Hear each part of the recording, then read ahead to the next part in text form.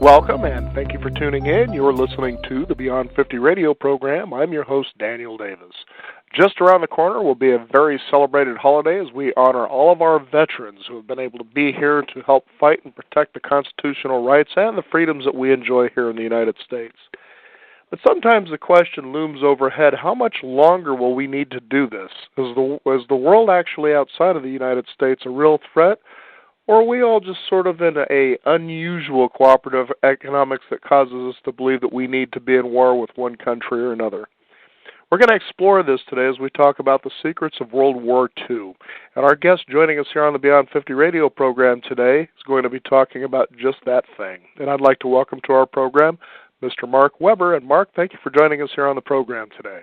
Yeah, thank you, Daniel, for having me on. It's a pleasure. Now, one of the first things that come to mind when people start to become cynical about our motives when it comes to war, obviously, is our last administration. And, the run-up to the U.S. invasion in Iraq. And it was funny how it originally had started where we were going after the terrorist cells believed and known to be in Afghanistan, and that Iraq had nothing to do with this war, but how it shifted.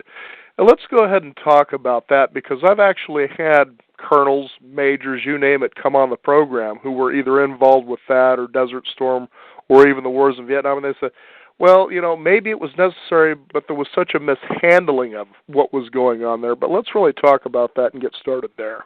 Right. Well, it's very clear that the emptiness of the claims to justify the war are shown by the fact that the reasons given to go kept on changing and shifting.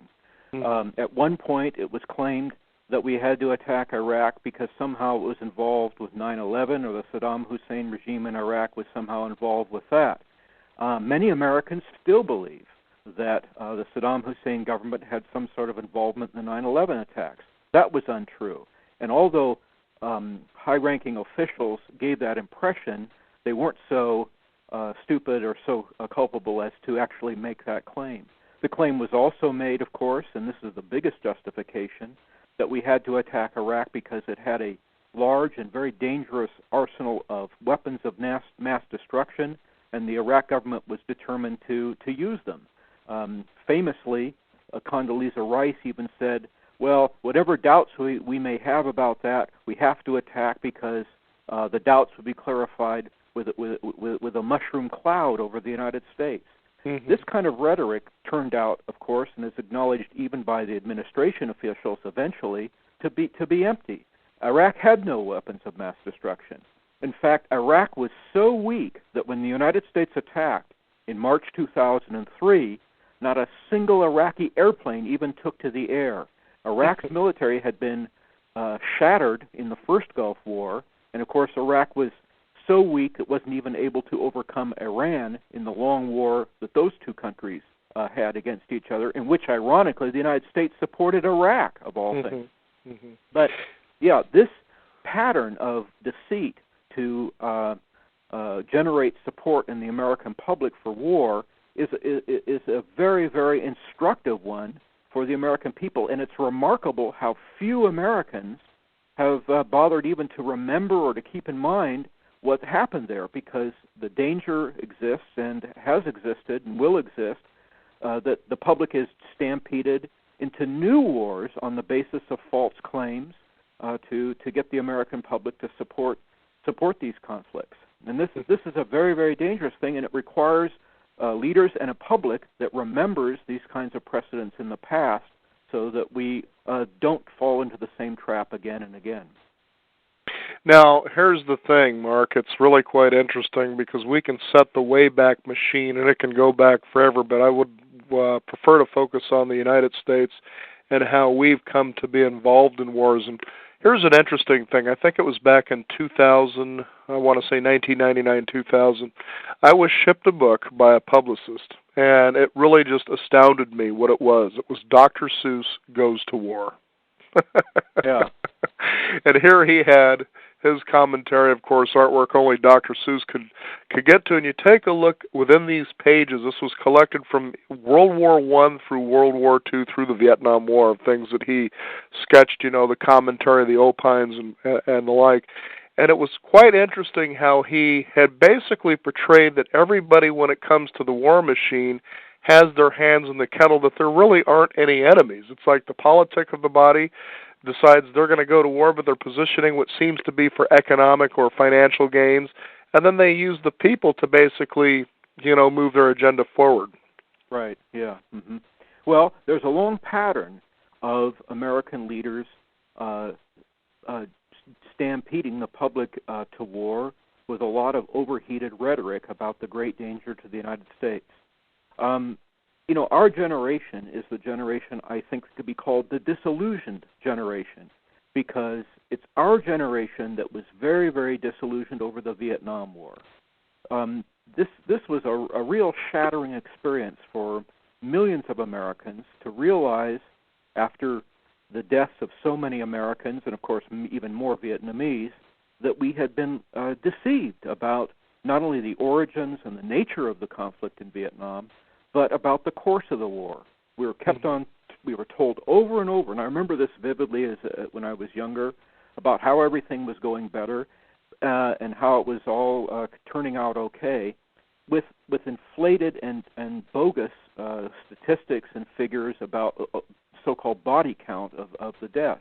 But more than that, our leaders lied to the public about the very nature of the conflict, and instead portrayed Vietnam as part of a monolithic big danger that was first of all going to threaten Southeast Asia, and then ultimately Australia, and then the United States itself. This turned out to be really untrue. A really key event in the build-up to the Vietnam War, and a key event to show the deceit of the government, was the Gulf of Tonkin resolution in 1964. The Johnson administration portrayed an attack, supposedly, against a U.S. ship off the coast of North Vietnam as a deliberate and provocative attack, and used that to get support for the so-called Gulf of Tonkin resolution, which was a blank check by the Congress to give Johnson the authority to use whatever military force he thought fit in the Vietnam War. Well, the U.S. House of Representatives voted unanimously for this blank check resolution, and in the Senate, there were only 2 dissenting votes against this resolution, and one of them was cast by the U.S. Senator from Oregon, Wayne Morse, who at the time did not realize the deceit behind the resolution, but opposed it on constitutional grounds. And this is very important, because the Constitution makes clear that only Congress has the right to declare war. The Constitution does not permit the president to just go to war on the basis of some blank check authorization by Congress in this way.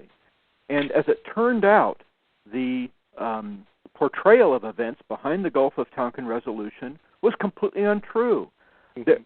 One of the incidents that was cited by the president didn't even happen, and the other was a very confused thing at night in which there was no deliberate attack. So the American public was deceived, and the Congress was stampeded into supporting a resolution that was unconstitutional and was a blank check support for war. Now, moving to the present, a very similar resolution was passed by the Congress to authorize President Bush to go to attack Iraq, again, unconstitutional, in violation of the U.S. Constitution. And again, we'll get into World War II, but this pattern of deceit by the presidential administration and then the stampeding of public opinion for war is one that we've seen time and again in American history. I know there's a really eerie movie which I had an opportunity, it was almost blacklisted and it eludes me, but it's about a very real scenario in which a war general decides that he's going to take over the reins of the President of the United States and run the country, and that becomes a very scary prospect in and of itself. Well, there was you might be thinking of 5 Days in May. That's the one, yeah. Yeah, okay. It's a great movie. It's a pretty gripping movie, and it's I forget all the actors in it. But that almost happened, though, at one point during that time. Well, anyway, go ahead. Yeah, no, and well, now I think we want to get examples about how this pattern is not just true of the Vietnam War or of the Iraq War, It's also true of in the build-up to the American attack against Spain in 1898, in World War I, and, as you were referring to earlier, in World War II. Mm-hmm. Now, World War II is especially a problematic one because of all the wars America has been involved in, that's the one war that Americans are most inclined to think was a clear-cut battle between good and evil. Now, there's no question that Nazi Germany and Imperial Japan were evil, at least evil in many ways. Mm-hmm. But the United States was not directly threatened by these countries. But instead, the Roosevelt administration did everything in its power to falsely portray the reality internationally, to scare the American public, and to actually help create conditions for war that exploded, of course, with the attack against Pearl Harbor. And then, more noticeably, the Roosevelt administration did everything in its power to provoke war with Germany in 1940 and 41.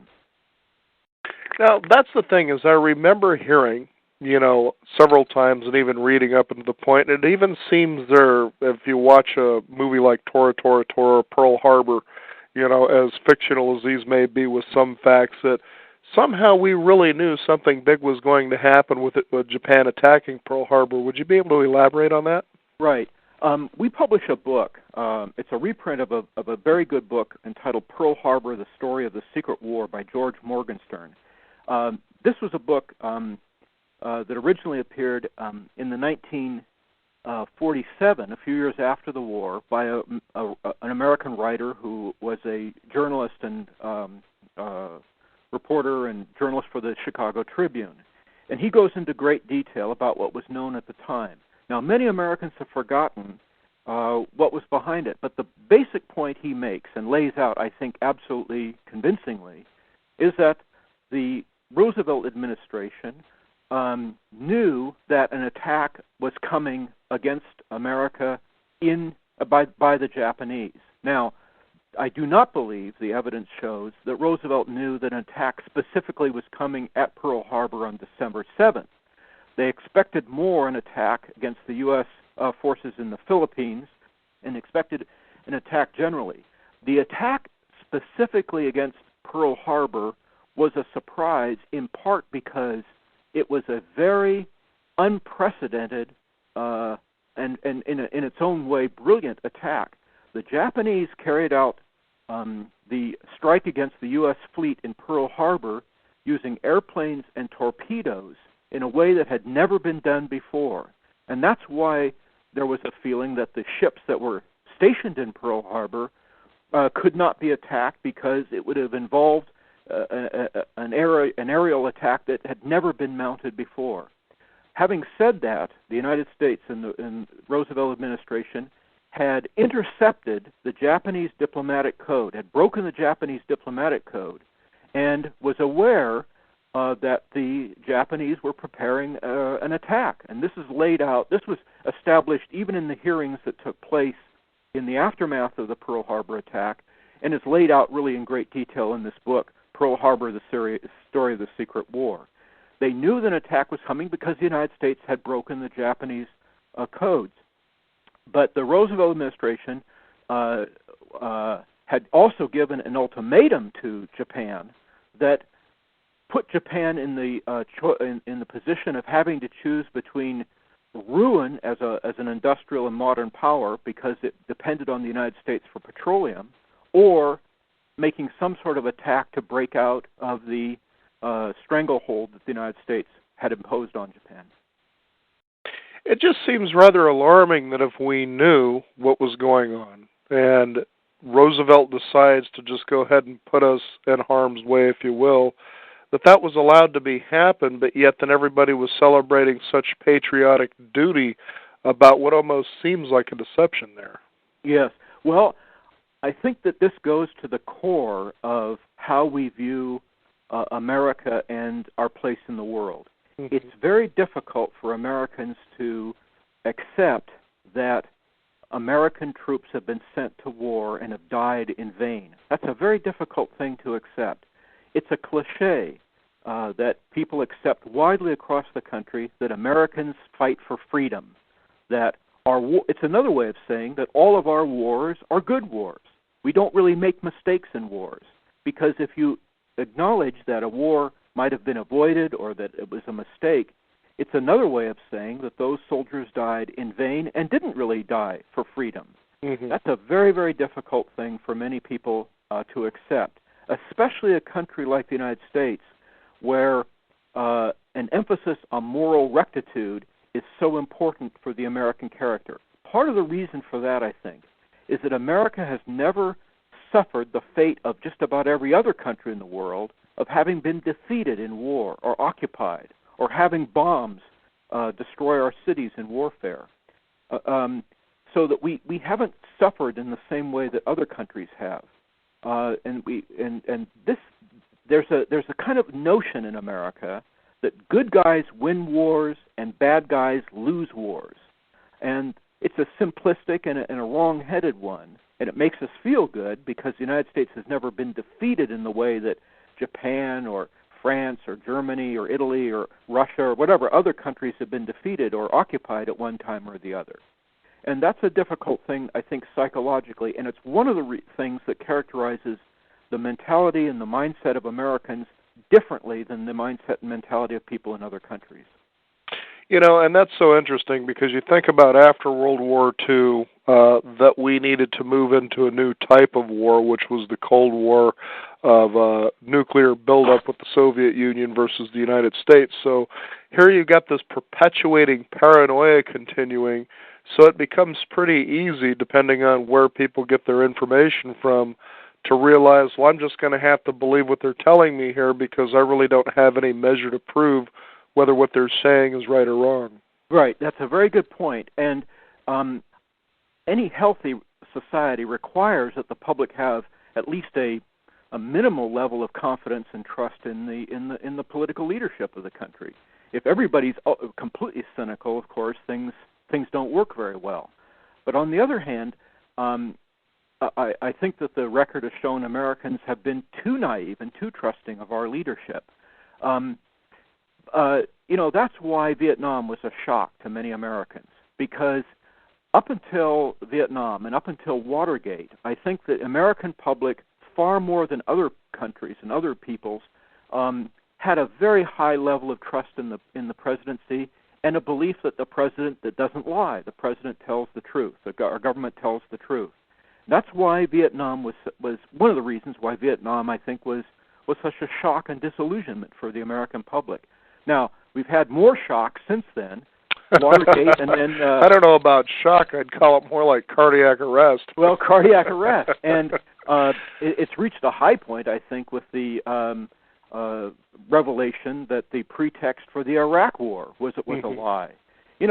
What's more amazing to me is how is that the American public has not been more angry in calling Bush and Cheney and the rest of the Bush administration to account for having lied to the public. That's an extraordinary thing. I mean, to put it another way, if the leaders of other countries carry out wars on the basis of deceit like that, in some cases we've executed their leaders for doing that. That's right. Considered a war crime. We executed leaders of Germany and Japan at the end of World War II for less deceit, I think, than the American leadership showed during the run-up to the Iraq War. Mm. But we're amazingly willing to forgive this kind of deceit, this kind of deception by the Bush administration that we would consider a crime when carried out by other countries.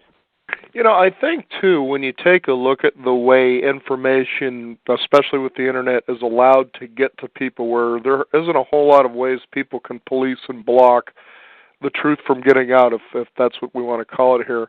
What's fascinating when you bring up the war in Iraq is the fact that it wasn't even a year before the actual attack that, and it's on record definitely, is that General Colin Powell said that Iraq is really a non-threat. Right. And here, less than a year, or a little over a year, give or take, all of a sudden they've got weapons of mass destruction. It just, you kind of sit there and go, now wait a minute, something is really funky here. That's a very good point. Many people have forgotten But just a few months before the U.S. attack, a number of very high-ranking retired U.S. military leaders testified in Congress before a congressional hearing advising against attacking Iraq. They spoke with a great deal of expertise. Those people who were familiar with the Middle East, who were familiar with the Iraq situation, were almost universally, were universally cautioning against attacking Iraq. And it was only the Bush administration and the neocons that were beating the drums for war in this way against the advice of people who lived in, understood, and were familiar with the Middle East and familiar with the Iraq situation. It's fantastic, really. I mean, one of the most amazing features to me is how the Saddam Hussein regime was so demonized as this morally horrible regime and dangerous one, considering that it was a regime that, during the Reagan administration, the United States had supported in its war against Iran. Uh-huh. And similarly, the huge rhetoric against the Soviet Union in the 1950s and 60s contrast with the pro-Soviet propaganda and pro-Soviet stance of the United States during World War II. Remember, the World War II was won first and foremost militarily, not by the United States, but by the Soviet Union. Mm-hmm. Something like 3/5 of the German divisions destroyed in World War II were destroyed on the Eastern Front by the Red Army, which was an enormous military force. And during the war, to put it another way, America's most important military ally in World War II was the Soviet Union. And its record as a regime was simply ignored by the United States during World War II and excused. And then after the war, the very country that was our most important ally in World War II was then portrayed as a morally horrible regime we had to oppose after the war was over. It's just crazy sometimes. And knowing this, it's like, what do we then do so that we can quit, I guess, walking in a fog, believing that our leaders, we can just trust what they have to say and we'll just do what they want us to do? Yes, that's right. And that's a dangerous thing, because when the leadership of a society, our political leadership, is so it shows such failure of doing what is right rather than just going along with the flow, you might say, that's a very terrible thing. And that means then that when the leadership is that much of a failure, it's incumbent, it's imperative that people in the public take the lead and speak out against those things. Mm-hmm. And that's why I cite the 1964 Gulf of Tonkin resolution. Only 2 members of the entire U.S. Congress, House and Senate, voted against this unconstitutional and deceitful resolution giving blank check authorization to President Johnson to go to war. Only 2. And that's why Wayne Morse, I think, deserves a permanent place in the memory of the American public for standing by principle. He was very viciously attacked for taking that stand. Mm-hmm. And at the time, it was considered just almost treasonous for Wayne Morse and for others to speak out against the Vietnam War in something like the same way that to oppose the Iraq War was considered by many people to be treasonous, to be as if you're excusing 9/11, even though there was no relationship. Mm-hmm. It's also interesting, too, when you talk about people who stand against the grain, is I found it interesting with the war in Iraq that up until just before it starting, you heard and seen General Colin Powell in the news. As it started and continued, he just seemed to fall off the radar as though, and it's just my opinion or perception, as though he knew we were doing something wrong and he didn't want to have any part of it. Well, Colin Powell even admitted that, not very explicitly, but he right. later... just his action showed you that he was thinking there's something really wrong here. Well, Colin Powell, in the run-up to the U.S. invasion, went before the United Nations to try to give a presentation to justify attacking Iraq.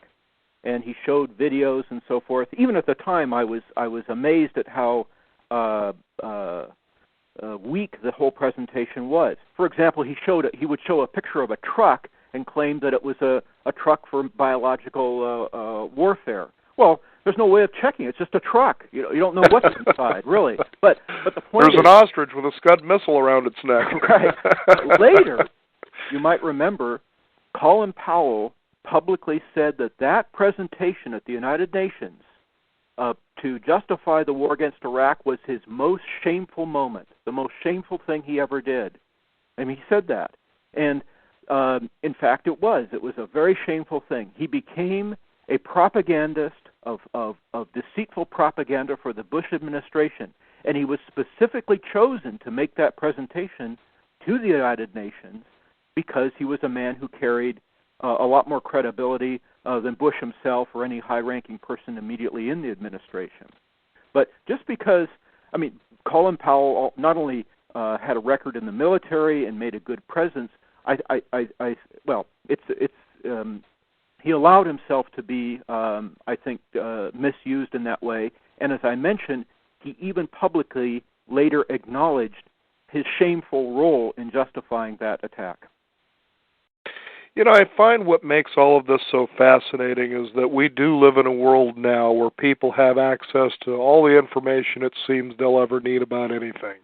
Whether it's about a neighbor that's over in Turkey or whether it's about, a family that's in the Soviet Union, it really doesn't matter. It seems that because of the Internet, we're connected more than ever to see and know exactly what is going on. You take a look at the Y2K crisis, and that was probably one of the most interesting times just because at that single moment everybody was consciously aware of, will something happen? So now we take a look at, for instance, war and warfare, and people are beginning to wake up to say, well, this seems to be about oil and natural resources and the exploitation of labor around the world. And you're starting to see more and more about, the banking industry itself, World Bank, IMF, and how they're setting up people to just basically become slaves. And for a lot of people, at first, it sounds like a lot of conspiracy thinking. But let's take a look at how people, for instance, through the history especially, and I want to cite just two examples. One is the war in Iraq, and the other is the Vietnam War. It was in 1967 that we had the March on Washington. Okay, that was the time that the United States had said, we have told you we don't want to be in this war, and if you're going to be in it, then you're going to be doing it against our wishes. What do? They just continue with the war as though the United States or the citizens of the United States just didn't matter. War in Iraq, true story. In New York City, 500,000 or more people marched against the war in Iraq. Yet little to no media coverage was given to that particular feat. Now think about that. 500,000 people in the streets of New York City, and hardly anybody ever heard about this. It kind of makes you wonder, can we ever regain control of our government to say, enough is enough? You raise a very, very good point, Daniel. I think something has changed. I am very mindful that in the months just before the attack against Iraq, not only in the United States, but also around the world, there were enormous demonstrations against the war, against the attack, the impending attack. And public opinion did play a role strong enough to get the German government to switch from support for the war to opposition to it. Now, having said that, I think definitely something has really changed with because of the Internet. Remember, in the 1960s, during the Vietnam War, news in the United States and information was essentially funneled through just 3 television networks and 2 major newspapers, the New York Times, the Washington Post, and the 3 big television networks, NBC, CBS, and ABC. Today, that's no longer the case. There's much more information available. And if the Internet had existed during the time of the Vietnam War, Americans would have had access to reporting in British and French and European other sources that they didn't have at that time. And today, there's far more information about Iraq and now about the danger of a war with Iran that wasn't able to be suppressed. That was able to be suppressed during the Vietnam War. And also the lag time between a government carrying out a campaign and the awareness that the pretexts are false has gotten shorter and shorter. It's largely due to the Internet, in fact, I think, that the deceit of the Bush administration in the Iraq War is now universally acknowledged, is now universally understood. It took a longer time for there to be public, wide awareness about the deceit behind the Vietnam War. But now information is just far, far more available to the public. The big danger now, I think, Daniel, is the danger of a war against Iran. And around the world, there is universal opposition to an attack against Iran by the United States or by Israel. And there's a lot of realization, I think, of the real facts of the matter. And if the situation with regard to Iran was like it was during the Vietnam War, the public, I think, would be much more easily stampeded into supporting a war than is the case now. Now, what do you think about the current administration? You're saying there seems to be a real threat with a war in Iran. Why is this for maybe our listeners who aren't so clear about what's going on there? Well, to put it in a nutshell, the justification or the support for attacking Iran is based on the notion that Iran might build a nuclear weapon. Iran hasn't even built a nuclear reactor. Not even that. Many countries, of course, have nuclear reactors without having nuclear weapons. Sure. And Iran is a signatory on the International Atomic Energy Non-Proliferation Treaty on the use of nuclear power. And their places are inspected and so forth. But the United States has good relations, or at least tolerable relations, with countries that aren't even that completely ignore the Non-Proliferation Treaty. I'm thinking specifically of Pakistan and Israel. Both of those countries have nuclear weapons in violation International Atomic Energy Agency rules and the Non-Proliferation Treaty, but we overlook that. But in the case of Iran, which doesn't even have a nuclear reactor yet, the claim is that they're so untrustworthy that we will have to attack them, or will be obliged to attack them if they even build a nuclear reactor. Now, even if Iran was to build a nuclear reactor, and even if they were to build nuclear weapons, that's a long way from being any kind of threat to the United States. But anyway, that's the discussion going on right now. And around the world, there is universal opposition to this idea of going to war against Iraq. The outgoing chairman of the International Atomic Energy Agency, Mohammed El-Baradei, has said repeatedly, and others, and the United States admits, Iran has no nuclear weapons program that anybody can. There's no evidence of that. There's no danger of that. But the people who are in favor of war have been continually insisting that Iran is so dangerous that we have got to attack them if they even build a nuclear reactor. I find it interesting that in the course of the 6 years we've been doing the Beyond 50 radio program, one of the elements or things we like to bring in is travel around the world from a very unique perspective. And what I have heard consistently, and this is no kidding, from United States citizens who travel around the world, they felt that the United States was more dangerous than countries such as Iran and Iraq to visit. Yes. And I found that really interesting that that's how they view. They love the citizens of the United States, but they can't stand our government.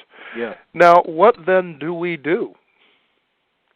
It's very difficult because the arrogance built into our policies is so entrenched. I'll just give one example. Mm-hmm. If China, for example, was to build a military base in Mexico, this country would go berserk. They'd be screaming and yelling about the danger to the United States. Well, the United States has military bases in more than 100 countries around the world. You know, there's all this talk about the danger of Iran building a nuclear weapon. Well, consider the situation from Iran's point of view. Its neighbors include on one side, includes Afghanistan, which is occupied by the United States, a military power. Another neighbor in the region, Pakistan, has nuclear weapons. India has nuclear weapons. Israel has nuclear weapons. On the other side of Iran is Iraq, which is occupied by the United States, also nuclear power. It would be astonishing if Iran was to say we're not going to have nuclear weapons, considering how everybody else in the region either has them or is occupied by countries that do have them. I mean, but we hold other countries to a standard we don't hold ourselves. The United States has military bases all around the world, and we talk in a very easy way about the right to impose our way of life or the way we think governments ought to be all around the world.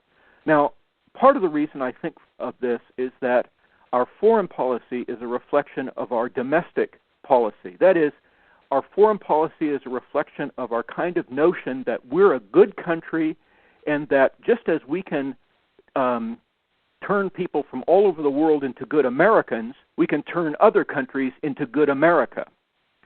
And we've done this over and over. You know, it's an odd thing that that many people seem to think that the danger of war comes most from American presidents who were Republicans. But the record is at least as great of war carried out by American presidents who are Democratic. I'm thinking of Woodrow Wilson, Franklin Roosevelt, and Lyndon Johnson, most obviously. This isn't a partisan thing. It has to do with something about, I think, the American character and the American heritage that is fairly unique to the United States. It comes from our own background. It's a kind of arrogance, this arrogance that this is a good country, that we can transform people by the amazing powers of the United States, not only domestically, but also internationally. Now, you did write an essay, The Good War, Myth of World War II and Why It's Dangerous Now. Tell us what the importance of that is for people as they listen to the show today and how they might be able to access to be able to read that. The basic point, the essay is on our website, ihr.org. The basic point of the essay is to puncture this myth that World War II or other wars are clear-cut battles or conflicts between good and evil. It's not that simple. During World War II, the most important allies of the United States was the Soviet Union, which was the most tyrannical regime in the world at the time, and the British Empire, which was the most important imperialist country in the world at the time. It's not true that on the one side were all these good, freedom-loving, peaceful, egalitarian states, and on the other side were bad, militaristic, oppressive states. It's much more complicated than that. Now, I focus especially on World War II because that's the war that when all is said and done, people say, well, that's the one time we were on the good side. Remember, as I said earlier, America's most important military ally in World War II was the Soviet Union. Stalin killed far more people than Hitler did, and and that's more or less universally acknowledged right now. But during World War II, that was our major military ally, and the American government justified and supported its alliance with the Soviet Union. But the lesson I try to draw from this is about the dangers of going to war. Wars almost never turn out the way people expect when they start them. Iraq has turned out very differently than our leaders expected when they began this war. Vietnam turned out very differently. World War II turned out very differently than people expected. World War I ended very differently than our leaders had projected when we got into that war. And so war itself is a horrible thing. War is and it should be entered into only after every other possibility is exhausted. And that's not what we did in almost all the wars the United States has been involved in. I also find it funny, or let's just say odd, for instance, that John Fitzgerald Kennedy decided to build the U.S. military to such a huge size that we would be too afraid to use it, and it seems to have basically taken over our economy. Well, it's an odd thing, and this is now pretty widely acknowledged by historians. When Kennedy was running for president in 1960, he claimed that one of the reasons he wanted to be president was that the Republican administration of Eisenhower had permitted what he called a dangerous missile gap, that we had fallen way behind the Soviet Union in our nuclear missile capability. In fact, it wasn't true. The United States was vastly more powerful had a vastly larger arsenal of nuclear weapons and missiles than the Soviet Union. But Kennedy made a big point when he was running for president about how the danger of the United States becoming weak vis-a-vis the Soviet Union. But this mentality is pretty well ingrained. And even during the Vietnam War, Kennedy gave conflicting signals, but he accepted in interviews and in statements this false notion of the so-called domino theory, that if Vietnam fell to communism, then Thailand and the rest of Southeast Asia, and then all of Asia would fall to communism and we'd be threatened. In fact, the whole premise was wrong. Shortly after the Vietnam War ended, Vietnam and China went to war against each other because nationalism is a far more potent force in the world than communism. And we've seen that over and over, just like nationalism is a more powerful force than Islam. People talk right now about Islamic fascism, but in fact, there isn't anything like this unity of Muslims as those people who talk about this danger like to pretend. Now, there's also a bigger war that sometimes goes unheard of, and that certainly is our political body and how they support our military who have actually served. It's really very sad to see what happens here. Good people go because they're told to go. They felt that it was their duty to become, to be in the United States military to defend and to protect our values and our standard of living. A lot of times you'll see them go and they all of a sudden see this illusion they went into kind of dissipate, but they still do their duty because they're required to. Yes. Some of them suffer catastrophic losses, even up to and including amputated souls. Yes. And it's almost as though they're just thrown in the garbage and forgot about. And I don't see anything patriotic about that. Having served in the United States Navy myself, it was just atrocious to see what was happening, and we weren't even in a war back in the early 80s outside of bombing Baghdad. Well, I gave a talk at the University of Oregon about a year ago, and in the audience I was talking again about war and dangers of war, and one of the questions was from a woman in a wheelchair. She said that she had lost her legs in a bombing attack in Iraq. She was serving with the U.S. military in Iraq. Mm-hmm. And she asked the question, why did I lose my legs? Why am I here? Well, it's very, very painful. It's a very, very sad and touching thing. I mean, every person who acts out of idealism or courage deserves respect because idealism and courage are virtues. They're virtues even when they're in the service of a false or misguided or deceitful cause. And it's a very, very sad thing when the idealism, the patriotism, the dedication of young men and women is exploited by political leaders to the point that they send young men to their deaths or cause them to be blinded or lose their arms and legs, destroying their futures and their hopes. That's a terrible, terrible thing. And it's one of the reasons why I'm much more angry at George Bush or Cheney and I wish more people were more angry at the terrible things that these men have done, and I'm disappointed that there's not more anger and more desire and more demand that they be held accountable for what they did.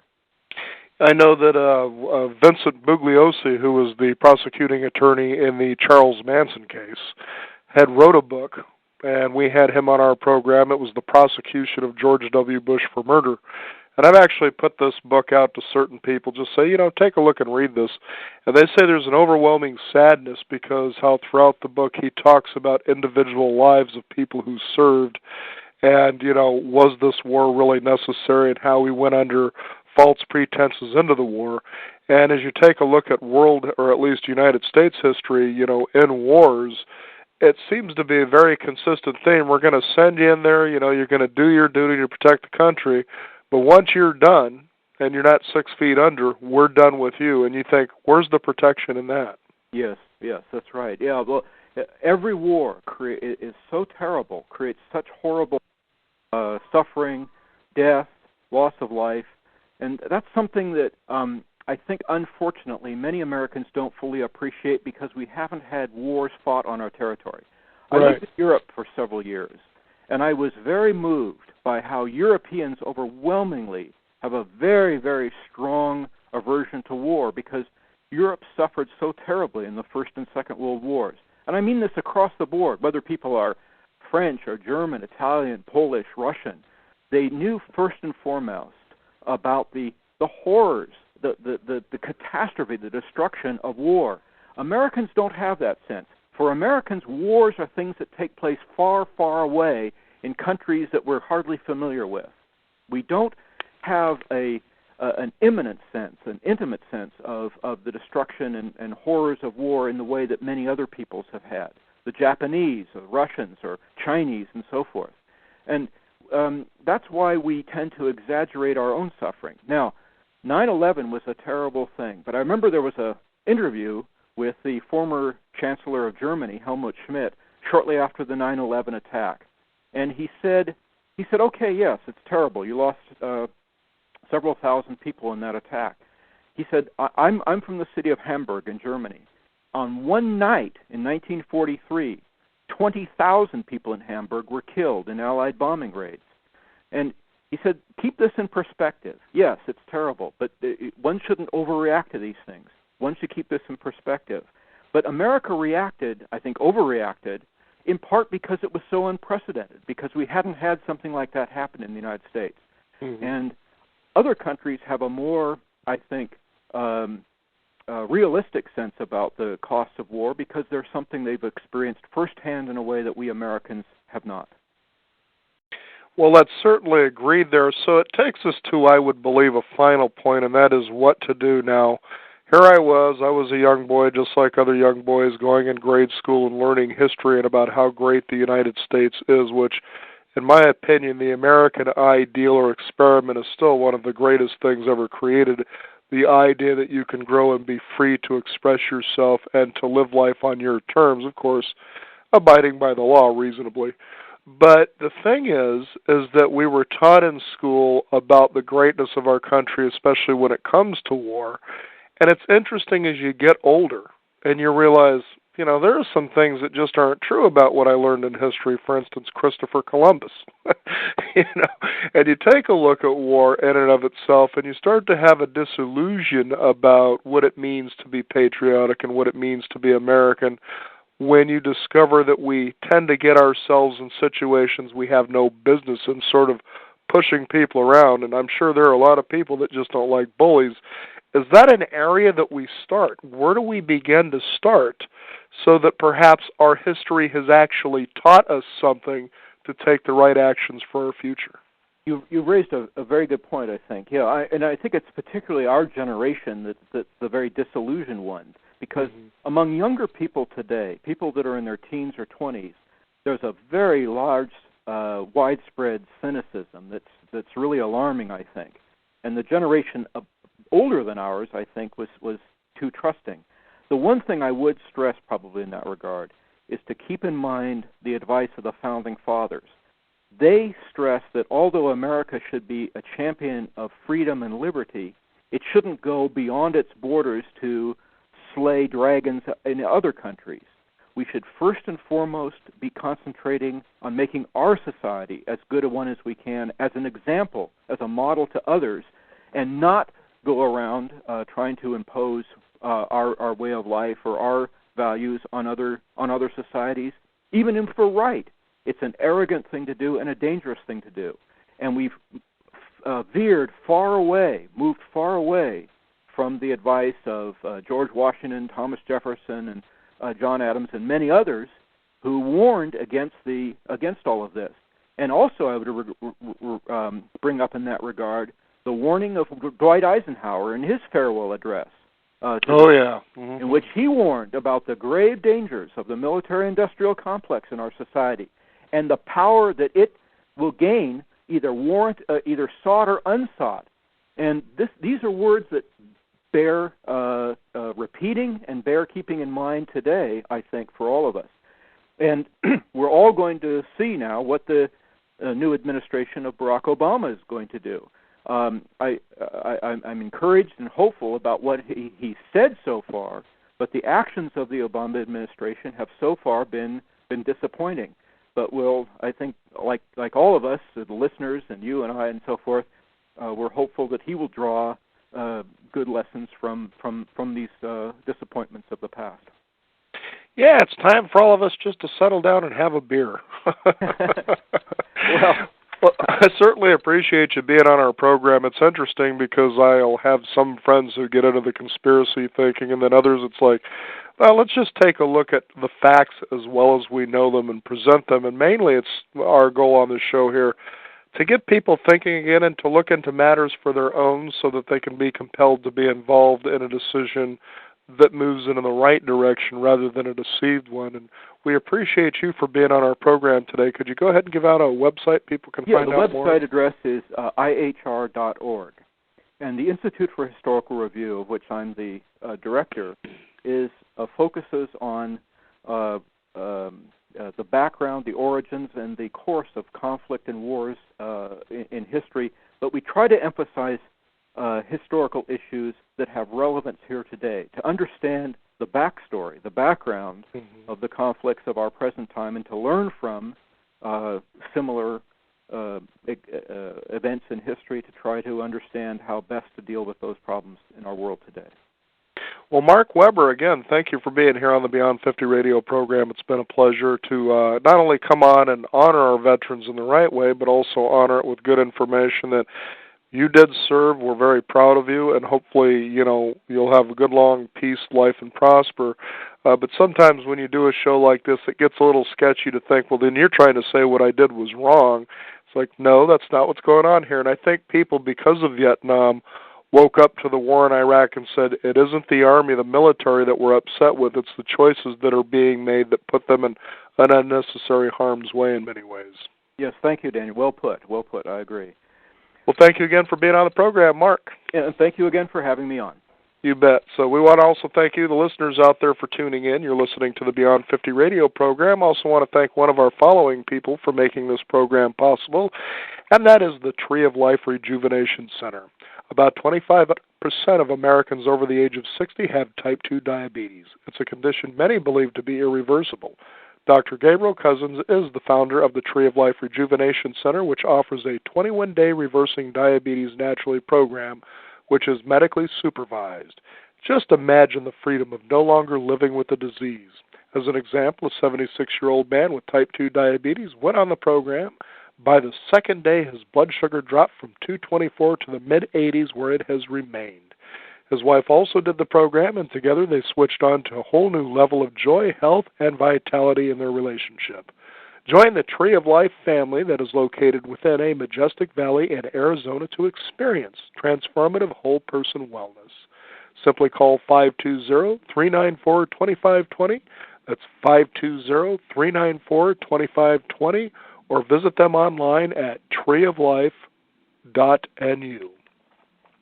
Again, thank you for tuning in. I'm Daniel Davis. You've been listening to the Beyond 50 radio program. Also be sure to visit us at our website at beyond50radio.com and sign up for our free weekly e-newsletter. That is the number 50 with a 50. Thanks again for tuning in. Remember, live your day past halfway.